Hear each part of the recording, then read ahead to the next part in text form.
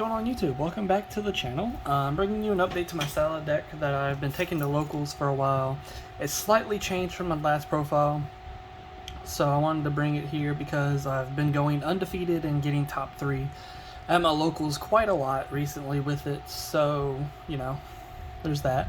If you're wondering the matchups that I usually run into, it's usually like Tri-Brigade with Drytron and Virtual World. Those are like the decks that I run into the most that are like most meta relevant, and then there's a bunch of other rogue decks, so there's that. But yeah, I hope you guys enjoy this video, and let's go ahead and get into it. So starting us off with our one-ofs, we play the 1 Gazelle and the 1 Falco. Gazelle's limited, so of course we're only going to play 1, and Falco, any more of this is just kind of like a brick.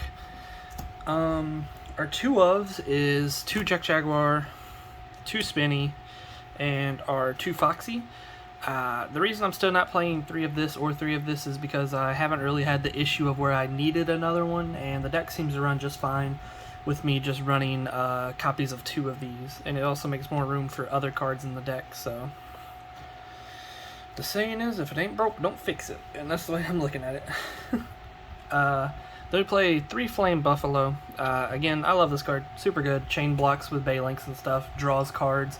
It can make your Gazelle alive. Just a lot of good things out of this card. And then we have Triple Parallel Exceed. This is another card that can chain block, but also link climb and go into your rank 4s, which is great. And I love that card for this. So, you know, another really good card in the deck. As for hand traps, we play 3 Ash because it makes sense. Most like relevant hand trap in any format, really. 3 Bell. It helps against Tri-Brigade and a few other graveyard effect decks. And then finally 3 Effect Veiler. It just helps with the monster effects. So not really too much to say on the hand traps.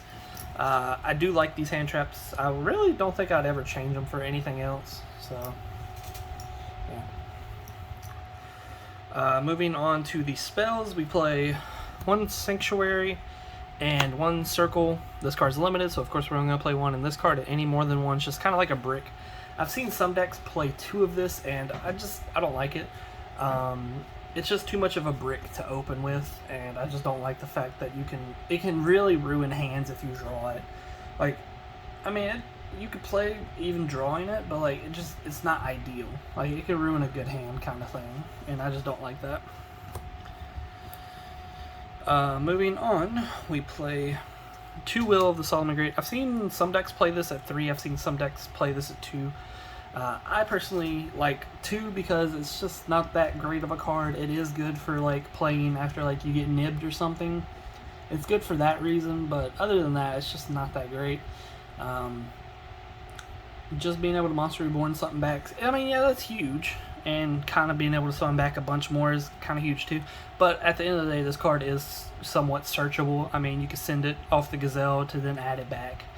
So, I mean, it is somewhat searchable, so it's not like an unattainable card in your deck that you just can't get to kind of thing. So 3 of it, it's just not really necessary. 2 of it seems to work just fine for me, so yeah. Moving on, we have Triple Signet Mining. This is basically extra copies of any of your Cyberse monsters. So, like, technically we're playing 4 Gazelle if you look at it this way. Like, this card is just extra copies of all the Cyberse monsters. Moving forward, 2 Potted Desires. I only play this at 2 because, 1, this card scares me sometimes. I'm so worried about banishing all the good stuff, or like all the stuff I need. That's one reason. A second reason is most of the times I'm activating Potted Desires, it's usually after I've already done everything. So like, it's not that important. Like, you could probably play any other card besides Desires, but I like it because it can sometimes make your inboards even stronger, which is pretty useful.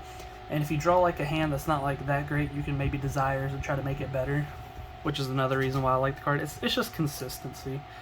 At the end of the day, it might add some more consistency to the deck, you know. And as for our final spell, 1 Monster Reborn, you don't have to play this. You can play anything. I just like it because it doesn't have to target a Salamangreat monster, so that's sometimes helpful with like going for OTKs or something. You might need to Monster Reborn back something from the grave. to then OTK. I mean, you never know. Traps, we play 2 Roar and 2 Rage. Main reason I play 2 and 2 is because of Desires. That's a big reason. Another reason is this seems to do just fine. Like if you open either one of these, you can just send the opposite, which is fine because then you could have 2 sets at least, and they each do something good at the end of the day. And it's just, I don't really think one is better than the other per se, but they do have their pros and cons. Like one is technically better in this format than the other, but they're both definitely very, very good. And I haven't really bricked on opening multiples of them, so I don't think it's really that big of an issue. And as for our final card, it would be triple Solemn Strike. I love this card. This card's great, actually. Like, this card's been actually kind of insane. Super useful. Like, a lot more useful than I was expecting it to be. Like, it's super good. But I am going to try and throw in 3 Infinite Impermanents over this card and see how it does at the next few locals. And if it does better, then I'll keep the Imperms. If it doesn't, then I'm going to keep the Strikes. So, you know, y'all know for sure. Like, I'll definitely bring some content on how that went. Moving forward to the extra deck, we play 3 Balinks, 3 Sunlight Wolf, and 3 Heat Leo. I'm thinking about cutting Heat Leo down, but as of right now it's perfectly fine because this can out a lot of cards that you might have a problem with, and other than that, this is pretty standard. We do run the OTK package, being the Update Jammer, the Transcode Talker, into the Access Code Talker. Again, you don't really have to play this. You can play the Update Transcode OTK, and then you can replace this with the Boral Sword. Yes, it might not be as strong as the Access Code OTK. You can still OTK with it, you know? Like, it's not like you're not going to be able to OTK. Then we play 1 Appaloosa. I really like this card. It helps making your turn 1 boards even stronger, or if you go into those really grindy games, you can make this and it can help you grind even harder into the game. So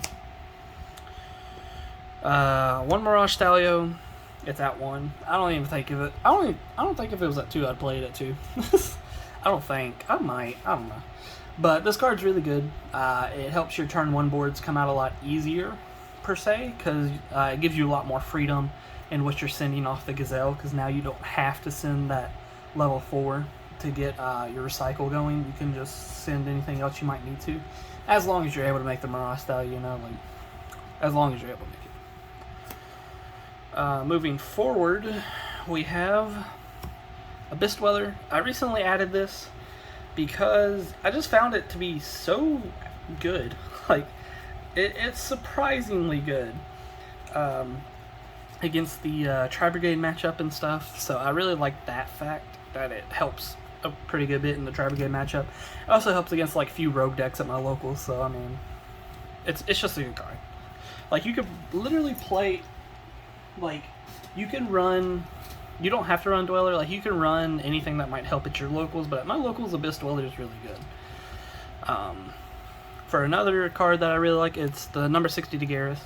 If all else fails, this card can either help you OTK, it can help you extend, or it can help you just draw some cards, you know? Like, it's just that, it's so useful. It can do a lot for you. It can fix bad hands, it can help you OTK, like I said earlier. It could do a lot, basically. It's just a utility card, really, at the end of the day. So, like, you don't have to run it, you can run anything else. There's a lot of cards in here that you don't have to run, and I know I said it a lot, but there really is. The deck is pretty flexible in what you can put in and what you can take out, kind of thing. Side deck, we play 3 Artifact Lancia. This is good against the Tri-Brigade matchup and a few other matchups I end up in. So, yeah. I only play 2 Nibiru on the side because combo decks, they're prevalent in my locals, but it's not like I need 3 of this to break the board or anything, so that's why I only play 2. Two Dogan. I said that right? Dogran, my bad. Dogran. I'm playing this kaiju because I don't have any Gamma Seals or anything. I know it's a pretty big kaiju to play, and you know that can end up causing problems and trying to get around it. But it's not that hard to get around a 3000 beat stick and salad. This is mainly just to get around like Dragoon and a few other cards that Salad tends to have a little bit of a problem with. That's just the main purpose in this card right here. Just to get around like some problematic cards that might cause a problem, you know. And then we play 1 Pinker Chops. This will end it for the monsters. I like this card because it's a very solid go second card. It can help force out cards and stuff and make your opponent really think on what they're going to do. We've side a good bit of back row hate, being 3 Twin Twisters, 1 Harpy's Feather Duster, 1 Cosmic Cyclone. This is kind of just filler, but these are the main ones. Back row hate is pretty useful. Cosmic can answer to a few things that these can't, so that's the main reason behind the 1 Cosmic. But again, you can replace this for anything. At the end of the day, I would like to have these twins replaced with Lightning Storms, but for now, this is fine. It's working. It's working perfectly fine. And then these last 2 cards are really whatever you want to run, because I've only got 1 of them. So 1 Dark Ruler No More and 1 Dimensional Barrier. I only have 1 of each of these cards, so if I had to pick between either or, I'd probably pick the Dark Ruler, so like 2 Dark Ruler. But this is mainly for some rogue decks that I have to go against, and you know, combo heavy decks. But that pretty much solidifies the entire deck list. It probably will be changed or be changing for these next couple weeks, and I'll keep bringing updates to it because I'm just trying to make this deck better and better each week. But yeah, I hope you guys enjoyed it. Don't forget to like, comment, subscribe, and I'll be seeing you guys in the next one.